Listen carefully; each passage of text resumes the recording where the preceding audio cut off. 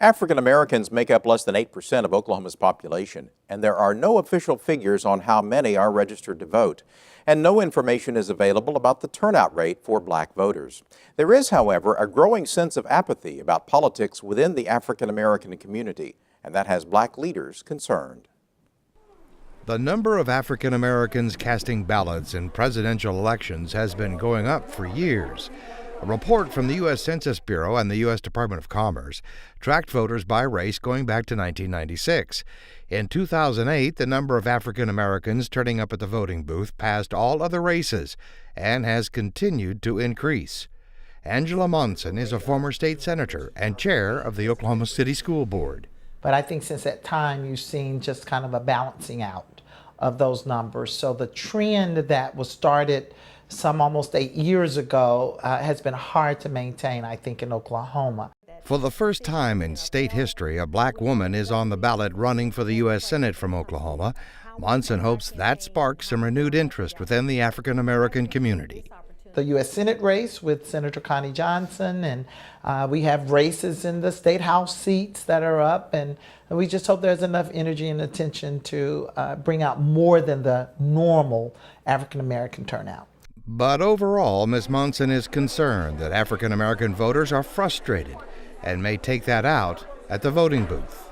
I think there's this notion that this sense that if I vote, it doesn't matter. People are going to do what they want to do anyway. It is a self-fulfilling prophecy. Anthony Douglas is the president of the Oklahoma NAACP. He is looking to the younger voters to provide some of that new energy this November. I think the younger folks is really taking a great interest in what's going on in the state. And the issues that may drive them are issues that many Oklahoma voters are concerned about. Most important thing to the black voters right now is jobs, education. They're getting degrees, but they're not getting the jobs.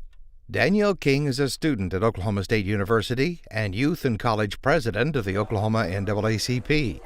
King says the candidate should not write off or take for granted younger voters because they are engaged.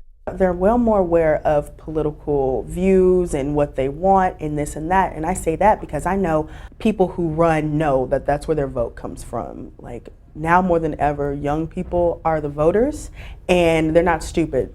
And Ms. King says what's important in a candidate to young African Americans and young people in general is something that should be important to any voter. Their past history and looking at their views and seeing if they followed through with what they said they would. Honesty is policy for anything in life, especially when it comes to someone representing me as a constituent as well as being a student. And we must stand up for justice. Anthony Douglas expects to see a large turnout by minorities in November, in part because they have been talking with each other. There's a lot of crosstalk going on in reference to that. And it's positive because we're trying to stay focused on the issues and not just the party. And sometimes one of my favorite quotes I use and I share with people, I don't have any permanent friend, permanent enemy, just mutual interest. Angela Monson doesn't expect many surprises in Oklahoma's November elections, but that could change if voters want it to. If the majority of voters who live in Oklahoma understood the importance of their vote, and if they would go vote, then I think we would see many surprises up and down the Oklahoma ballot this year.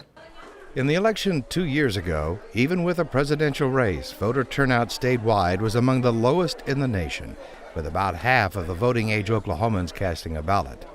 The next chance for voters to cast a ballot in Oklahoma is November 4th.